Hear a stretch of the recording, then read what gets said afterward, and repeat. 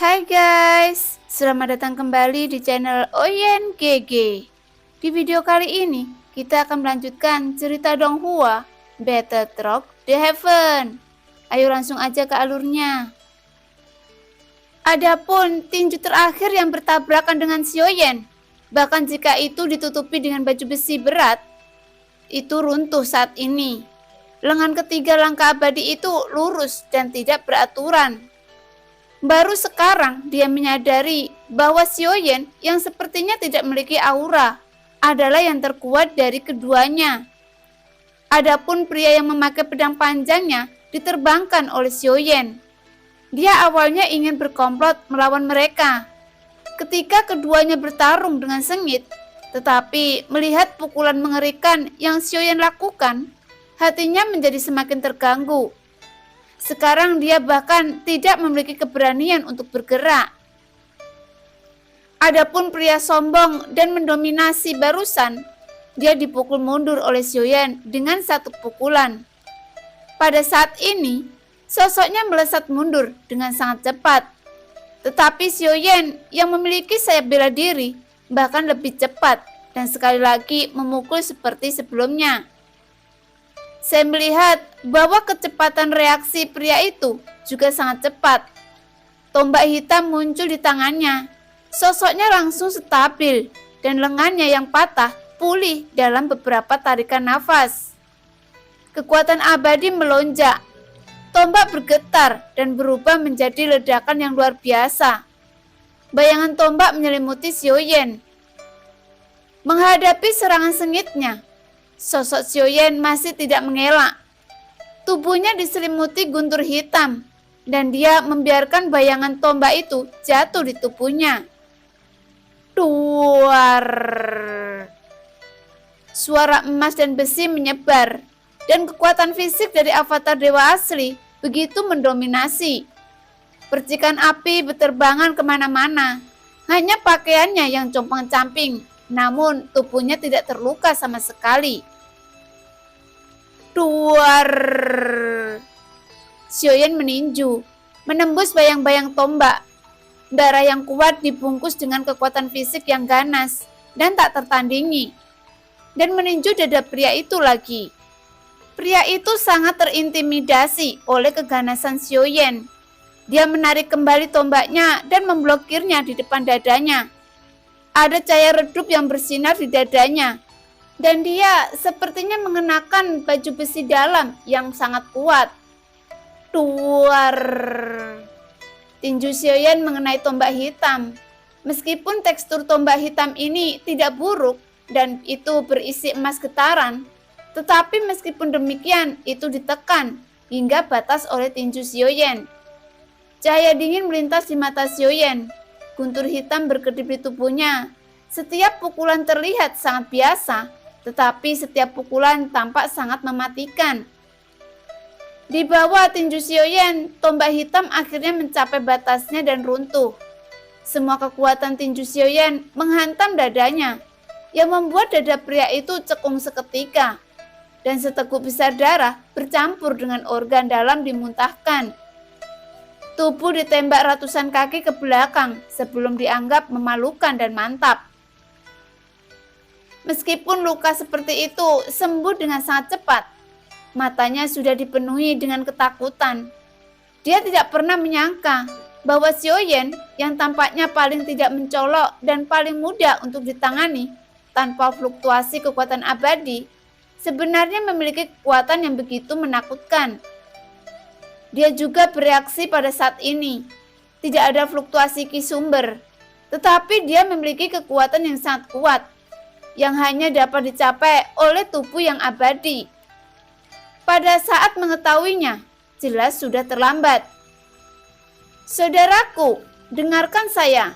Jika Anda dan saya bergabung untuk membunuh orang itu, aku punya cara untuk membuat kita berdua masuk ke level berikutnya dengan mulus.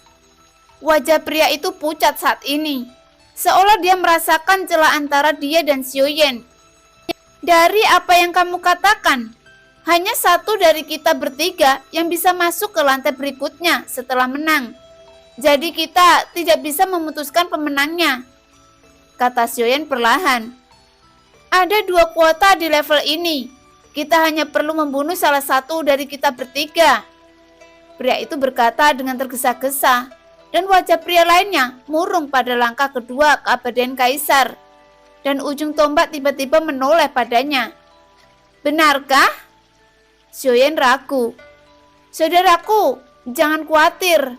Apa yang saya katakan itu benar, dan sama sekali tidak ada menipu Anda.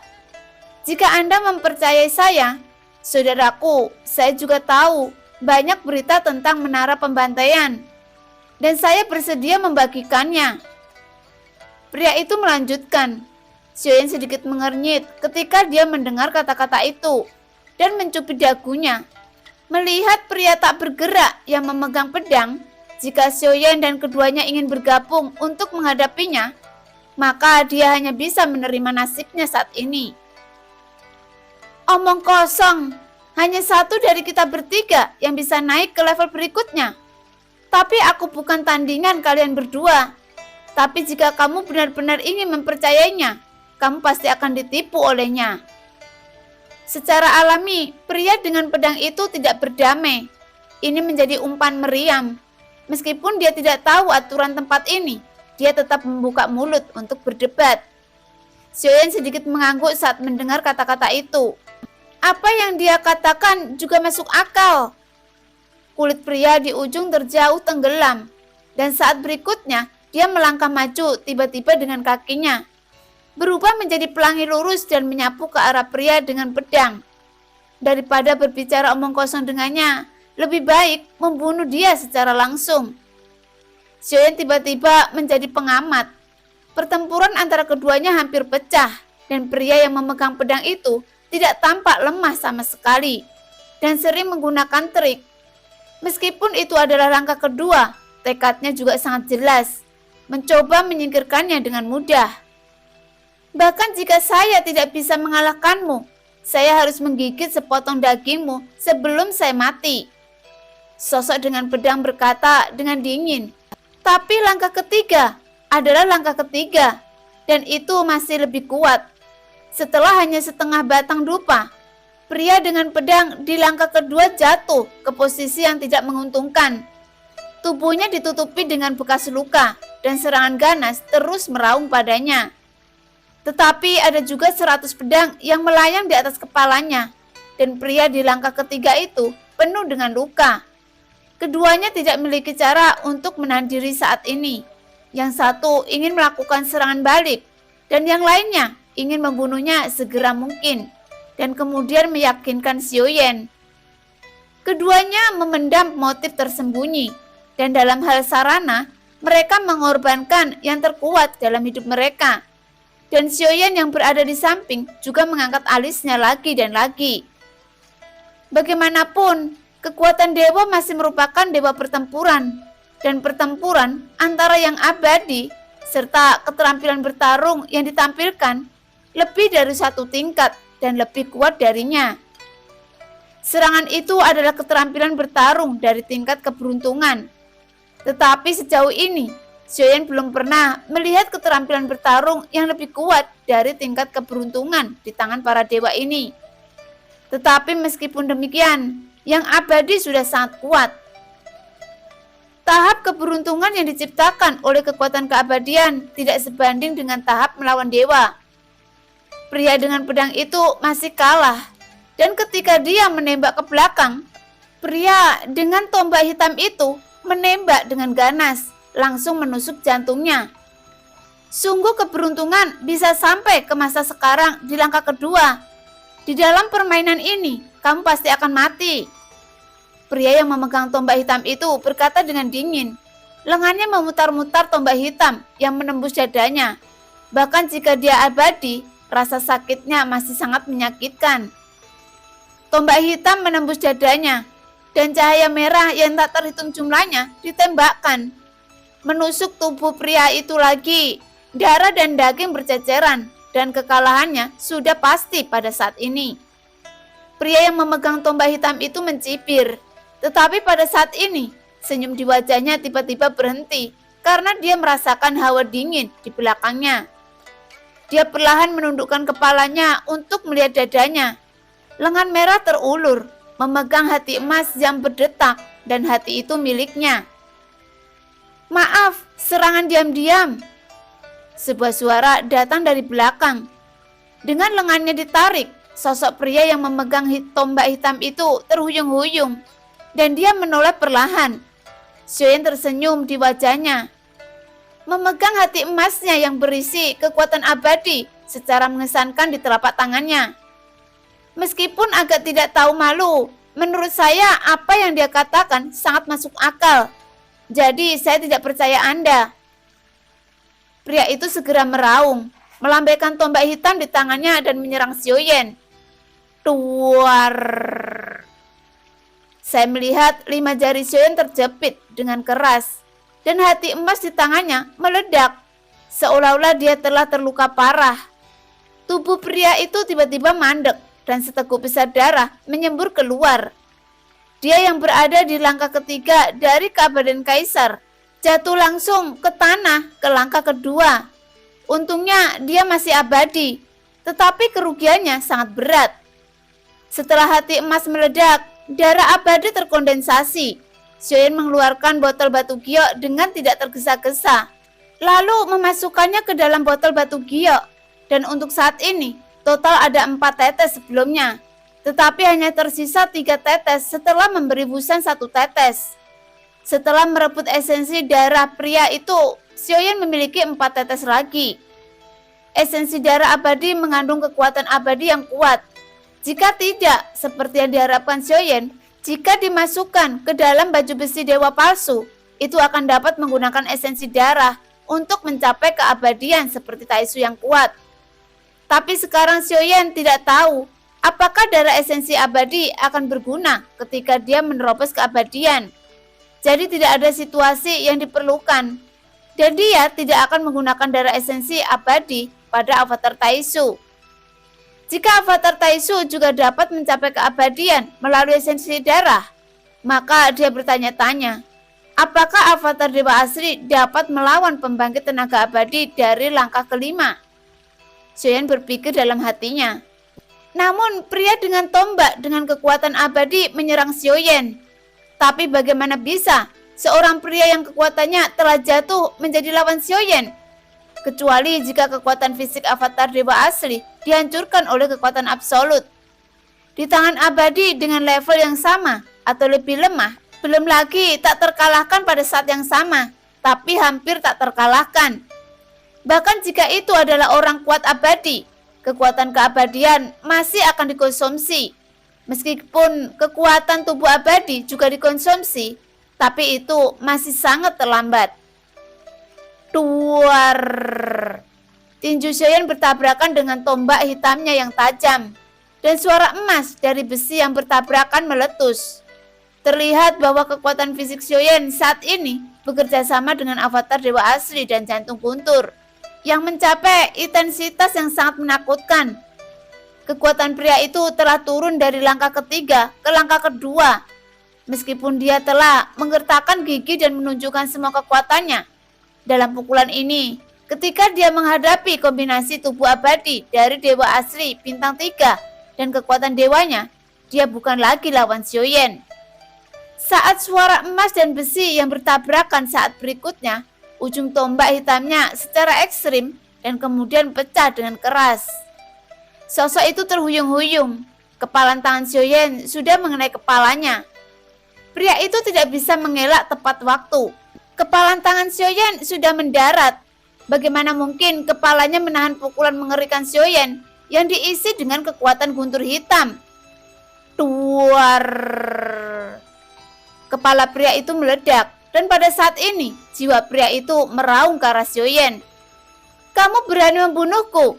Kakak laki-lakiku, Saluoding, tidak akan membiarkanmu pergi. Xiaoyan mendengar bahwa sosoknya tidak mandek dan sekali lagi meninju dadanya, dan seluruh kerangka dan daging tubuhnya roboh di bawah pukulan ini. Meski tidak ada pedang yang digunakan, daging dan darah masih berterbangan. Mati! Mati! Selama ada kekuatan abadi yang mengalir di dalam tubuh, itu bisa dipulihkan dengan cepat.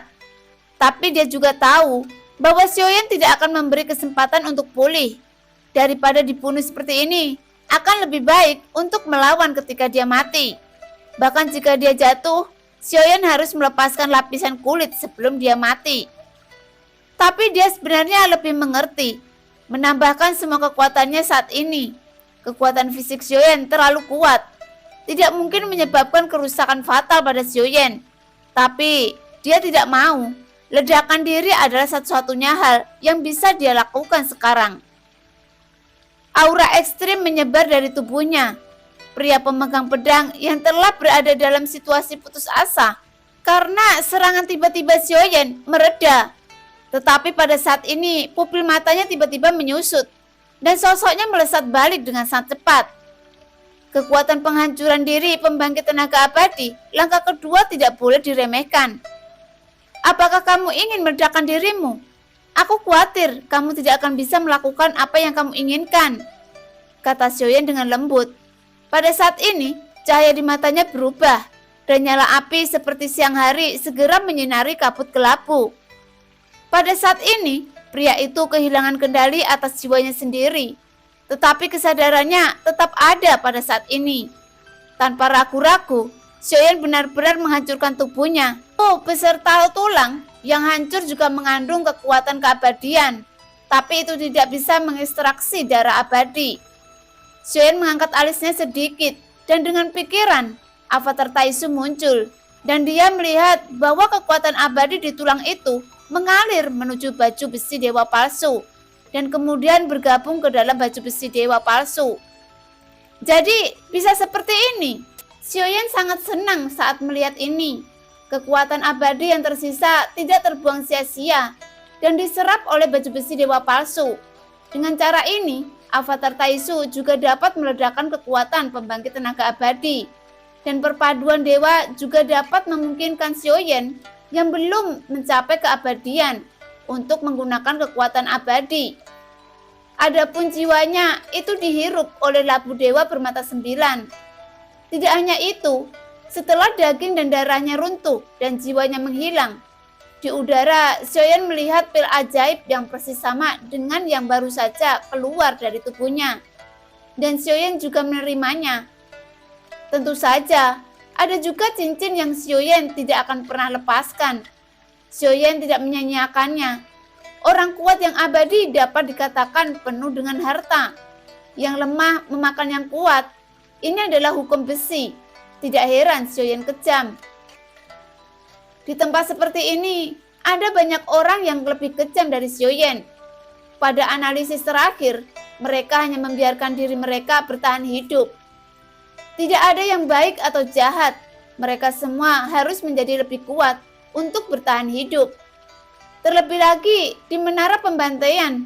Menurut apa yang dikatakan orang ini, tampaknya mereka bertiga pasti akan bersaing. Dan hanya satu dari mereka yang dapat bertahan untuk naik ke level berikutnya. Setelah setiap pertempuran, Xiaoyan akan mengeluarkan pil sumber dan melemparkannya ke mulutnya.